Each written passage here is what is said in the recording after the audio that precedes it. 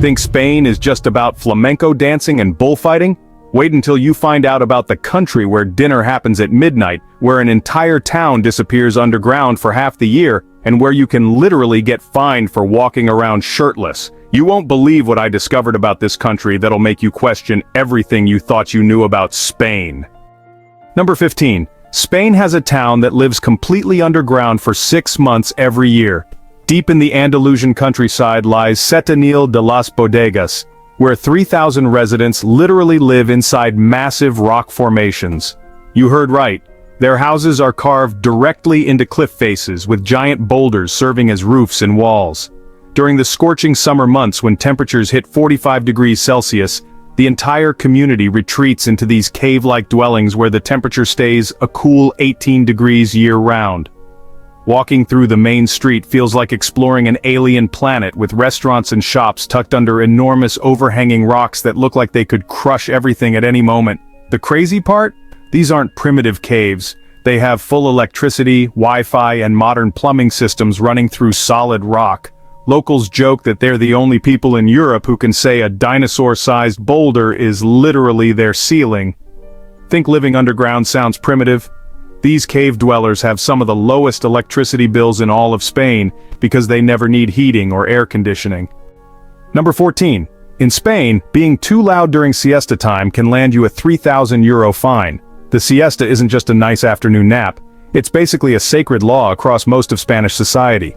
Between 2 p.m. and 5 p.m., entire cities go ghost town quiet, and I mean completely silent. Construction work stops, lawnmowers are banned, and even playing music too loud in your own home can result in massive fines. In Madrid alone, noise control officers issue over 15,000 citations annually during siesta hours. Here's the scary part. Tourists get no mercy. American visitors have been slapped with €1,500 fines just for laughing too loudly in hotel corridors during these hours. The silence is so intense that you can hear your own heartbeat walking through Barcelona's city center at 3 p.m. Even ambulances try to use quieter sirens during siesta time. Sounds unbelievable, but Spain takes their afternoon rest so seriously that some apartment buildings have hired siesta wardens who patrol hallways, listening for any disturbances. One British tourist learned this the hard way when he got a €2,800 fine for practicing guitar in his Airbnb. Apparently, the sound carried through the thin walls and disturbed 12 different neighbors' sacred nap time. Number 13. Spanish people eat dinner at times that would shock most of the world. Forget everything you know about normal meal times, because in Spain, lunch happens at 3 p.m. and dinner doesn't start until 10 p.m., sometimes even midnight on weekends. You heard right. Midnight dinner is completely normal here. Restaurants don't even open for dinner service until 8:30 p.m., and showing up before 9 p.m. marks you instantly as a confused tourist. The average Spanish family sits down for their evening meal at 10:15 p.m., which means kids are eating full dinners when American children are already in bed dreaming. Here's the funny part. Spanish people look at Americans like we're crazy for eating dinner at 6 p.m., calling it merienda, which is basically an afternoon snack time for toddlers. This late-night dining culture means Spanish restaurants stay busy until 1 a.m. on weeknights, and weekend dinner reservations at midnight are completely booked out. The whole country operates on this delayed schedule. Spanish TV primetime doesn't start until 10:30 p.m., and late-night talk shows begin at 1 a.m. Think your metabolism couldn't handle eating a full meal at 11 p.m.? Spanish people have the longest life expectancy in Europe, so apparently their crazy eating schedule is working just fine. Number 12. There's a Spanish law that makes it illegal to name your baby certain names. Spain maintains an official government list of banned baby names that includes over 100 forbidden options, and breaking this law can result in serious legal consequences. You won't believe some of the names that are actually illegal. Parents can't name their children after commercial brands like IKEA or Mercedes, unless it's the religious reference, mythological figures like Lucifer, or anything that could cause the child embarrassment like caca, which means poop in Spanish. Here's the scary part. If parents try to register a banned name, civil registry officers have the legal authority to reject the birth certificate entirely, leaving the baby legally nameless until parents choose an approved alternative. Over 2,000 Spanish families each year have their chosen baby names rejected by the government. The weirdest restriction? Parents can't give their children names that don't clearly indicate gender, so unisex names popular in other countries are completely forbidden. One couple in Valencia spent 3 months in legal battles trying to name their son Wolf, because officials deemed it too aggressive and non-Spanish. Even traditional names from other cultures face scrutiny. Arabic and Chinese names often get rejected unless parents can prove direct cultural heritage. Think the government controlling your baby's name sounds extreme? Spanish officials argue they're protecting children from lifelong embarrassment and social problems. Number 11. Spain has beaches where being clothed is actually illegal. While most countries have nude beaches as optional alternatives, Spain flips this concept completely upside down with mandatory nudity zones where wearing clothes can get you ejected by beach patrol officers. Playa de Vera in Almeria and several sections of Costa del Sol enforce strict clothing-free policies where even wearing a hat or sunglasses can result in warnings from local authorities. You heard right. These aren't just nude-friendly beaches, they're nude-required beaches where textile wearers are considered rule violators. Over 50,000 international visitors flock to these mandatory nudist beaches annually, creating a booming economy around obligatory natural tourism. Here's the funny part. Spanish families treat these nude beaches like regular family destinations, with parents, grandparents, and children all participating in completely natural beach activities like volleyball, paddleball, and picnicking without any clothes. The contrast is mind-blowing. You can get a €3,000 fine for being too loud during siesta, but you can be completely naked playing frisbee on a public beach, and it's not just legal, it's required. Beach restaurants in these zones serve full meals to completely nude customers, and the waitstaff treat it like the most normal thing in the world. Think nude beaches are just for adults? Spanish nude beach culture includes entire families, making it one of the most naturally accepting societies on the planet. Number 10. Spanish homes are built with a design flaw that makes summer living nearly impossible without this one weird trick. Traditional Spanish architecture prioritizes keeping heat out rather than letting cool air in, which creates a bizarre situation where modern Spanish homes become uninhabitable furnaces during the summer months. You won't believe this, but over 80% of Spanish residential buildings were constructed without central air conditioning because architects assumed the thick stone walls would provide natural cooling. Here's the scary part. Summer temperatures inside these homes regularly reach 35 degrees Celsius. That's 95 degrees Fahrenheit, even when it's only 30 degrees outside, because the thermal mass of thick walls actually traps and amplifies heat once it gets in.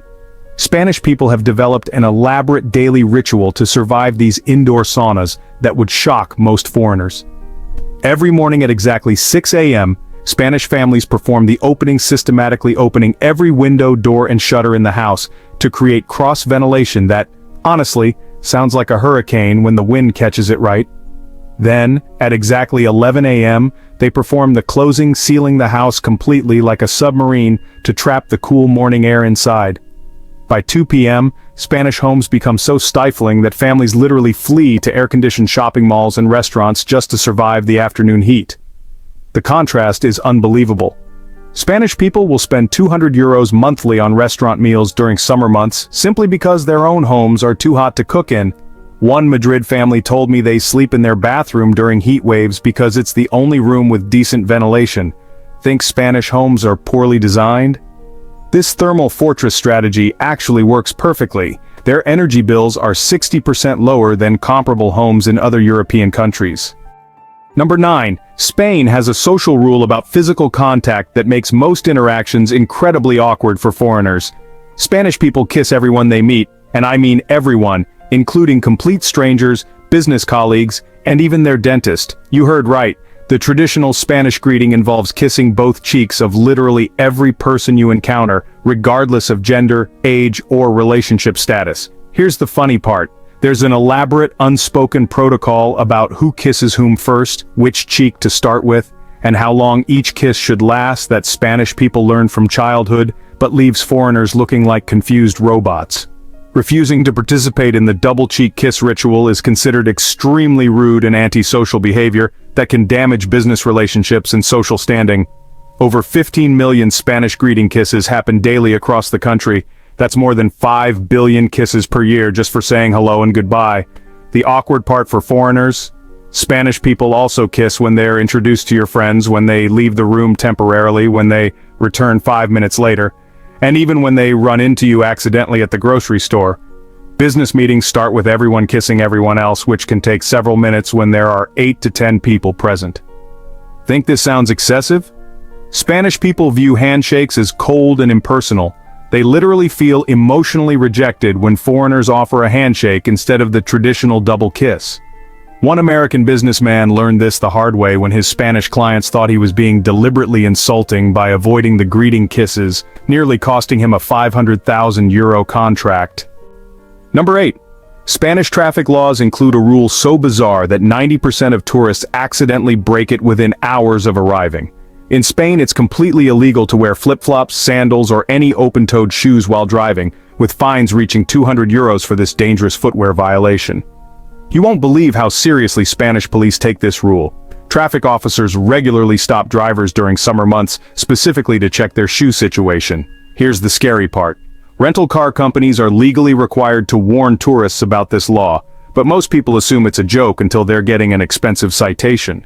Spanish police issue over 50,000 footwear-related driving fines annually, with tourists making up 80% of these violations.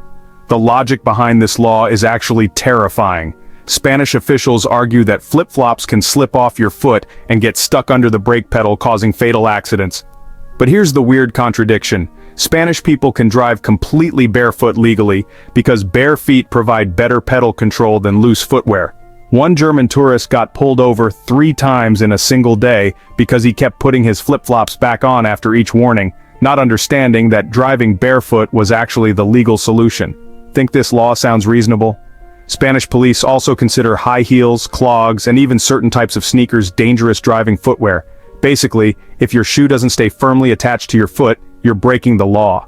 The weirdest part? Spanish shoe stores near airports actually sell driving shoes specifically designed for tourists who want to avoid these hefty fines. Number 7. Spain has a cultural phenomenon where entire families disappear from cities for exactly 30 days, leaving behind ghost towns. Every August, Spain experiences La Gran Migración, where over 70% of the urban population literally abandons major cities like Madrid and Barcelona, creating eerily empty metropolises that look like zombie apocalypse movie sets. You heard right. Spanish cities become so deserted during August that public transportation reduces service by 60%, restaurants close for entire weeks, and even hospitals operate with skeleton crews. Here's the unbelievable part.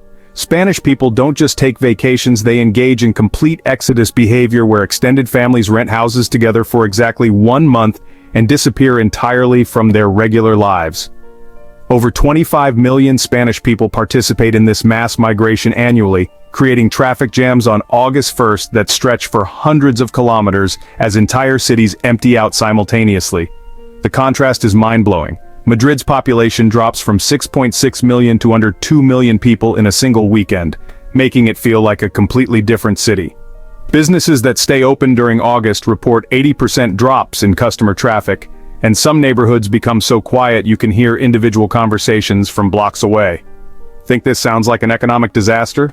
Spanish people have engineered their entire economy around this mass disappearance. Annual contracts, construction projects, and major business deals are all scheduled around the August exodus. One American expat described walking through central Madrid in August as like exploring an abandoned city where everyone vanished but left all their stuff behind. The weird part? Come September 1st, everyone returns simultaneously, creating reverse traffic chaos as 25 million people try to get back to their normal lives on the exact same day. Number 6. Spanish people have a drinking culture so extreme that their moderate consumption would be considered alcoholism in most other countries. The average Spanish adult consumes alcohol with every single meal, including breakfast, and this isn't considered problematic behavior. It's actually encouraged as part of healthy Mediterranean living. You won't believe this, but Spanish people start their day with brandy in their coffee, have wine with lunch at 2 p.m., beer during afternoon snacks at 6 p.m., and more wine with their midnight dinner, averaging 6 to 8 alcoholic beverages daily without anyone batting an eye. Here's the scary part. Spanish workplace culture includes alcohol consumption during business lunches, company meetings with wine service, and even morning coffee breaks where adding alcohol is completely normal and expected. Over 15 million Spanish workers consume alcohol during their workday as part of regular professional activities, which would result in immediate termination in countries like the United States. The most shocking aspect? Spanish people live longer than almost any other nationality despite this constant alcohol consumption, suggesting their drinking culture might actually be beneficial rather than harmful. Spanish bars serve alcohol 18 hours per day, and it's completely legal to drink on public streets, in parks, and even on public transportation. One British tourist was amazed to discover Spanish grandmothers drinking wine at 10 a.m. while watching their grandchildren play in the park, treating it like the most natural thing in the world. Think Spanish people must have alcohol problems? Their rates of alcoholism are actually 40% lower than countries with stricter drinking cultures, because they've integrated alcohol into daily life rather than treating it as forbidden fruit. The weird part? Spanish children grow up seeing alcohol as a normal part of every meal, and underage drinking laws focus on preventing excessive consumption rather than complete prohibition, creating a culture where alcohol is respected rather than abused. Number 5. Spain has a social custom so invasive that it would be considered stalking in most other countries. But here it's how people show they care about you. Spanish people practice something called extreme social monitoring, where friends, family, and even acquaintances keep detailed track of your daily activities, whereabouts, and personal life decisions, then openly discuss and judge these details in group settings. You heard right. Spanish people consider it completely normal and caring to know exactly where you went, who you talked to, what you ate, how much you spent, and what time you got home, even if you're a grown adult with your own life. Here's the unbelievable part. Refusing to share these personal details or asking for privacy is considered antisocial and suspicious behavior that can result in social ostracism. Spanish social groups operate like intelligence networks where everyone reports on everyone else's activities, creating a community surveillance system that would horrify people from more individualistic cultures. Over 80% of Spanish people know their neighbors' daily schedules, personal problems, and financial situations because this information is freely shared and discussed as part of normal social bonding. The contrast is mind-blowing. American concepts of personal boundaries and privacy are seen as cold, secretive, and unfriendly behavior in Spanish culture. Spanish mothers-in-law are legendary for their ability to gather detailed information about their children's relationships, careers, and personal choices, then organize family meetings to discuss and provide feedback on these private matters. Think this sounds intrusive? Spanish people view this constant social monitoring as proof that their community cares about them and wants to help them make good life decisions. One German expat described feeling completely transparent living in Spain because her Spanish friends knew details about her life that she hadn't consciously shared with anyone. The weird part? Spanish people who move to other countries often feel lonely and abandoned because nobody asks them detailed personal questions or tracks their daily activities, interpreting normal privacy-respecting behavior as evidence that nobody cares about them. Number 4. Spain has an economic system so backwards that the country's most valuable export is something they're literally throwing away by the millions of tons every year. Spanish olive oil is considered the world's finest and most expensive, selling for premium prices internationally, yet Spanish people dump over 2.5 million tons of perfectly good olive oil annually because their production exceeds global demand by such massive amounts. You won't believe this, but Spain produces more olive oil than the rest of the world combined, creating a bizarre situation where liquid gold is literally treated like industrial waste. Here's the scary part. Spanish olive farmers are paid by the European Union to destroy their own crops and dump their oil to prevent market flooding, meaning taxpayers subsidize the destruction of valuable food products, while other countries desperately need affordable cooking oil. Spanish olive oil production is so excessive that storage facilities regularly overflow, forcing farmers to literally pour premium olive oil into rivers and fields like toxic waste disposal. The most shocking aspect? Spanish supermarkets sell their world-famous olive oil cheaper than most countries sell basic vegetable oil because they have so much excess inventory that they can't export it fast enough. Over 40% of Spanish olive oil never makes it to market. It either gets destroyed for price control or sits in warehouses until it goes rancid and has to be thrown away. One Andalusian farmer showed me massive tanks containing 500,000 liters of olive oil that he's legally required to destroy rather than sell at reduced prices, because European Union regulations prohibit dumping Spanish olive oil in international markets. Think this sounds like economic insanity? The EU pays Spanish farmers more money to destroy their olive oil than they would make selling it, creating a system where waste is more profitable than production. The weird part? Countries like India and China are desperate to import affordable cooking oil, but Spanish farmers are forbidden from selling their excess production to these markets because it would disrupt global olive oil pricing structures. So instead they literally burn millions of dollars worth of liquid gold every single year. Number 3. Spanish gender roles are so extreme and backwards that they create social situations that would shock people from almost any other developed country. Spanish machismo culture still dictates that grown men are forbidden from doing basic household tasks like cooking, cleaning, or laundry, even in their own homes, because these activities are considered fundamentally feminine and socially emasculating. You heard right. Spanish men who cook or clean are often mocked by their male friends and family members as being controlled by their wives or not real men, creating massive household inequality that persists even in modern Spanish society. Here's the unbelievable part. Over 60% of Spanish men have never learned basic life skills like operating a washing machine, preparing meals beyond sandwiches, or cleaning bathrooms, because these tasks are considered so fundamentally feminine that learning them would damage their masculine reputation. Spanish mothers actively prevent their sons from participating in household chores and cooking activities, believing that teaching boys these skills will make them less attractive to future wives and damage their social standing among other men. The most shocking aspect? Spanish women are expected to work full-time jobs and handle 100% of household responsibilities, creating a double burden that would be considered completely unacceptable in countries with more progressive gender equality. Spanish divorce rates are climbing rapidly because younger Spanish women are increasingly refusing to accept these traditional gender role expectations, but older generations still enforce these backwards social norms through family pressure and social shaming. One Madrid woman told me her Spanish husband had never seen the inside of their laundry room after 15 years of marriage, and his mother actually scolded her for forcing him to learn how to use the dishwasher when she was hospitalized for a week. Think this sounds like the 1950s? Spanish machismo culture remains so strong that men's participation in household tasks is still considered newsworthy and unusual enough to generate social media attention and family gossip. The weird part? Spanish men who travel internationally often experience culture shock when they discover that men in other countries cook, clean, and parent without any loss of masculine identity, but many still refuse to adopt these behaviors when they return to Spain because the social pressure to maintain traditional gender roles is too intense to overcome. Number 2. Spain has a law enforcement system so corrupt and dysfunctional that tourists are actively warned by their own governments to avoid contact with Spanish police under any circumstances.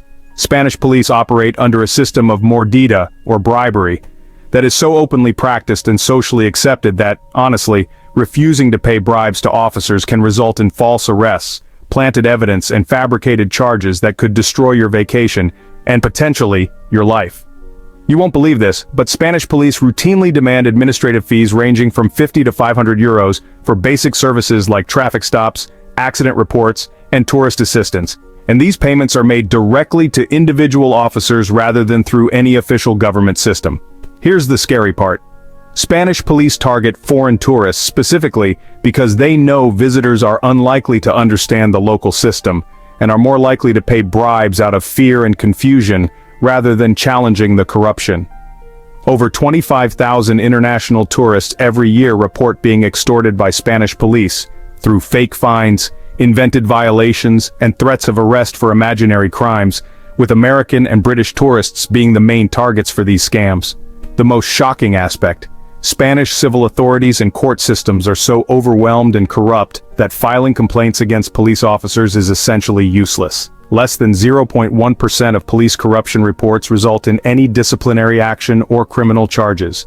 Tourist guidebooks for Spain now include specific warnings about police interactions, advising visitors to never travel alone, always carry exact change for potential bribes, and immediately contact their embassy if approached by officers asking for money. One Canadian tourist described being detained for 3 hours and threatened with drug trafficking charges until he paid a €200 processing fee directly to the arresting officer's personal wallet, with no receipt or official documentation provided. Think this sounds like a third world country? Spain's police corruption problem is so severe that European Union investigators have launched formal inquiries into Spanish law enforcement practices, and several international travel insurance companies now specifically exclude coverage for police-related incidents in Spain. The weird part? Spanish citizens are so accustomed to police corruption that they budget monthly police expenses into their household finances, and Spanish driving schools actually teach students how to properly negotiate bribes during traffic stops as part of standard driver education curriculum. Number 1. Spain practices a form of legalized discrimination so extreme that it would cause international sanctions if any other European country attempted to implement similar policies. The Spanish limpieza de sangre, or blood purity system, still legally exists today and actively prevents people with Moorish, Jewish, or Roma ancestry from accessing certain jobs, property ownership rights, and social benefits, even if their families have lived in Spain for over 500 years.